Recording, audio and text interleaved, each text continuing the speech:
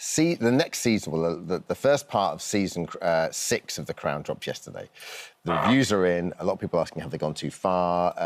The Crown creator, Peter Morgan, said he never tended to portray Diana as the ghost, which is what a lot of the criticism is based on, in a traditional sense, but more she was still vividly living in the minds of those left behind. Before we get your take, let's have a clip.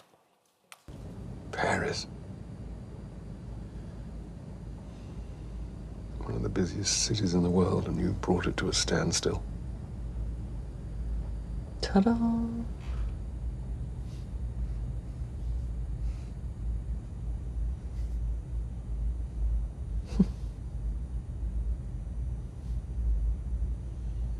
It was ever thus. You were always the most beloved of all of us.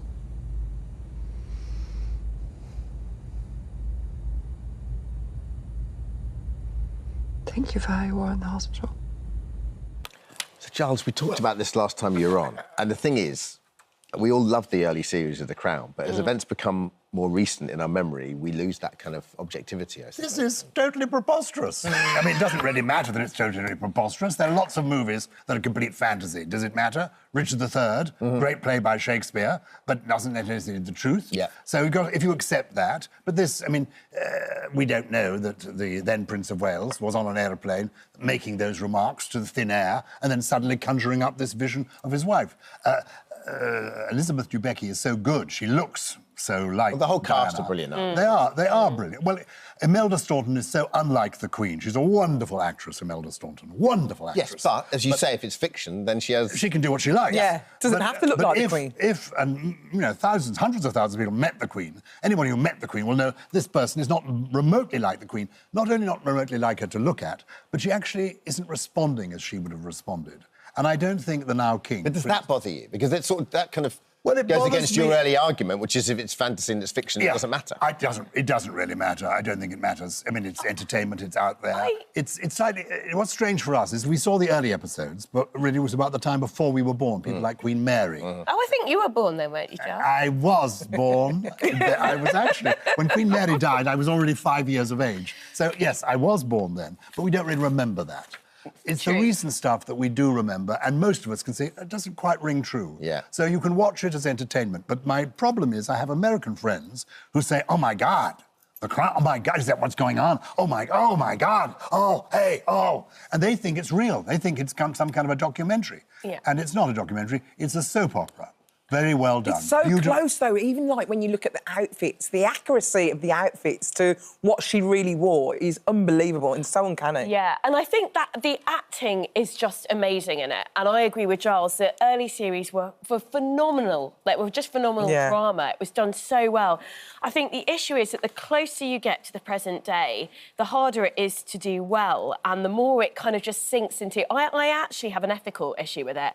I think it's wrong to make a drama about, you know, somebody who died still fairly recently when her sons are still alive. And to do a drama and to dramatise it in a way that gets one-star reviews, you know, it's not like I'm a massive, massive royal family fan, but I just think it feels a bit disrespectful. Would you say the same about a 9/11 film?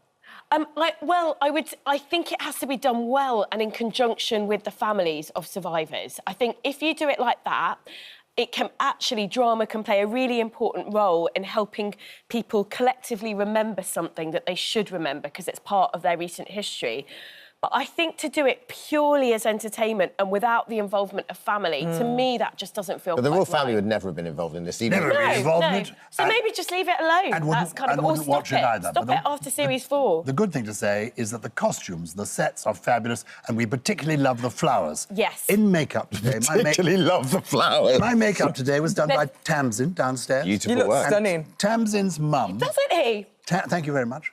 Tamsin's... For somebody who was alive when Queen Mary was... I think I'm know, not you very look bad. absolutely amazing, But Giles. Tamsin in makeup, her mum does the flowers for the Crown.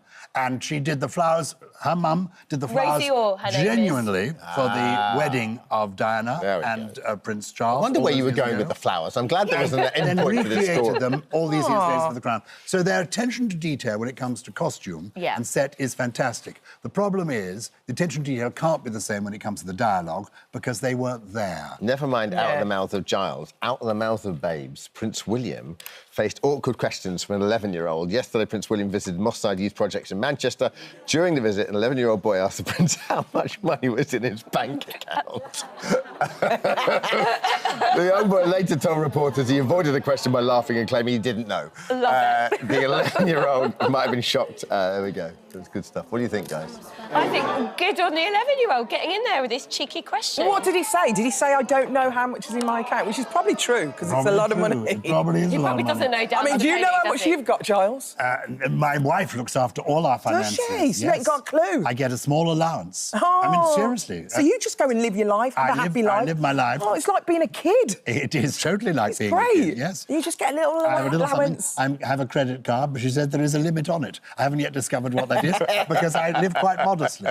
You're a good lad. But Prince William, he must be worth £1 billion at least if you're calling the Duchess of Cornwall in it. So he probably doesn't know the detail. But there's a serious point here, in a sense that boy maybe comes from a home where his parents are constantly thinking, how much have we got in the bank this week? You know, oh God, are we going to be able to do this? Are we going to be able to do that? So it's a real issue for the boy. So I think good on him actually asking the question, and good on Prince William, in a sense, laughing it off. So both of them do well. And I see that Prince William plays a mean game of snooker. Would you have the guts to ask him that, though? Probably not if I was 11, no. That's why I think kudos to the kid, you know? Yeah, definitely. Well, listen...